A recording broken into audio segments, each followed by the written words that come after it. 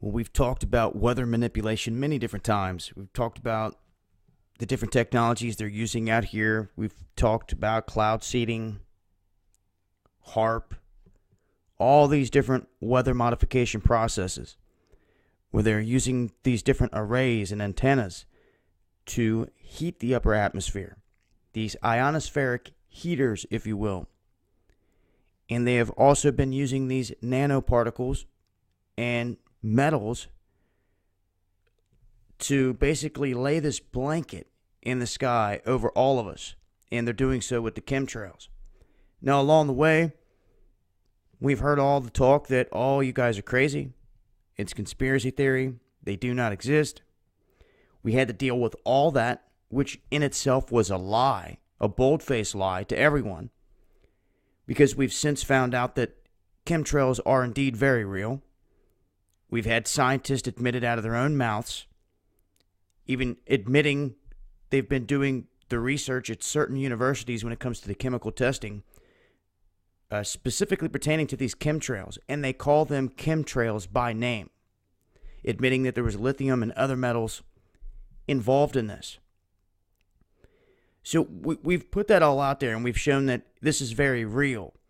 But taking it to another level, looking at what they're doing here could be more than just controlling the weather. It could be to control all of us all the way around. And what I mean by that is the use of nanotechnology, the use of sensors, the use of satellite systems around this globe that can be designed to manipulate and track every single thing that's going down on Earth. Now, anything that can pick up any kind of signature, a heat signature, an electronic signature, anything, these satellites can pick it up. And they're tracking it. They've been tracking the movement. They've been tracking where you're going, how you move, what you like to eat, what your favorite color is, you name it. They know all this on everyone, thanks to Facebook, all these other social media platforms that track your every move and that store all this in a database, and no one has a clue what's going on. It is building a 3D realm, so to speak, of your life inside the Matrix, to where they can predict your next move. You get to become so predictable. Everybody does, because they're sitting back watching the patterns. When you know all the patterns and virtually all the different outcomes that can come out of it, well, then they can start to manipulate things. They can also manipulate people by changing weather, by changing frequency, by changing vibration, all these things. And it's in my belief they have been behind a lot of the severe storms we've witnessed, from hurricanes to flooding to droughts, you name it. They have shown us they have the capability to do a lot of wild things with this technology. What they have not shown us is anything great, anything positive. They have yet to bring water to the deserts where it's needed. They've yet to fix any problems worldwide. It just continues to get worse. And I think the important thing to note here is it's in the hearts of men. The technology's here. If they so choose to keep using it against man, then they're going to keep doing it. That's because there's evil people in power. The same technology could be dubbed not evil because it's not in evil hands, and it could be dubbed good because good men are doing good things with it, good men and women.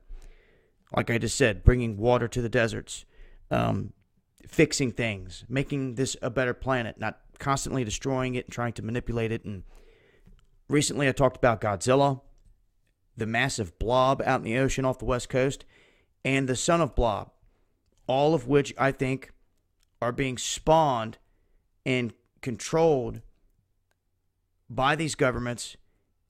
And really, I think the Godzilla, the El Nino factor, they're tapping into that energy stream and they're doing multiple different things with it.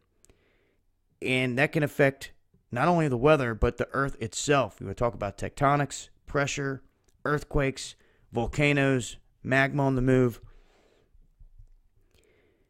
But at the end of the day, nothing's going to change unless the people change, unless we change the people that are in power doing these things. So what you can expect from here is the same theme that started back in the Reagan administration. When you heard of Star Wars and all this technology they were putting up there, this was very real.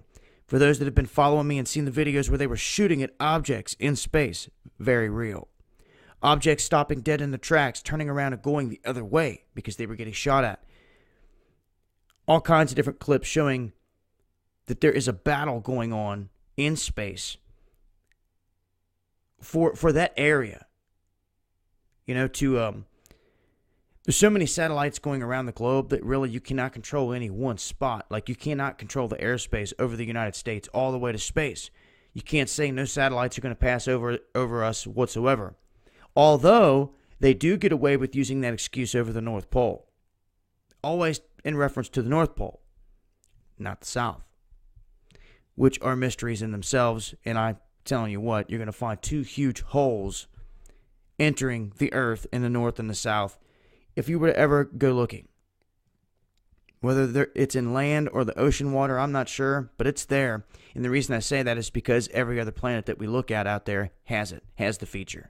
Saturn has the huge shape on its pole. What they said was a storm. Venus has two. It has two holes at the top and the bottom. Now, somebody explain that one. Okay, you look at other images, they're going to hide them, but the older images show they are there. The dynamics of this Earth, if you do not understand it, you do not understand energy, power, the way that everything is moving, we're never going to break out of this cycle. They're going to continue to use this technology against us. And it's in my belief, if we don't do something quick here within the next 20 years, they're going to be tracking everything by satellite. Everything's going to be so predictive with AI and all this stuff that I feel they can basically put this blanket around the globe through chemtrails or whatever. And if they can create small sensors, I mean, they already have the nanotechnology, then they can track, spy. I mean, they could do whatever around the globe. They can manipulate things. We talked about Project Bluebeam, images that they could put in the sky. All these things are right there. And this was an interesting article that sparked up all this talk and a lot of these ideas. I'll leave a link so you guys can read into this, but it just goes to show that there's definitely something going on here in terms of space and what I like to call the space fence around this planet.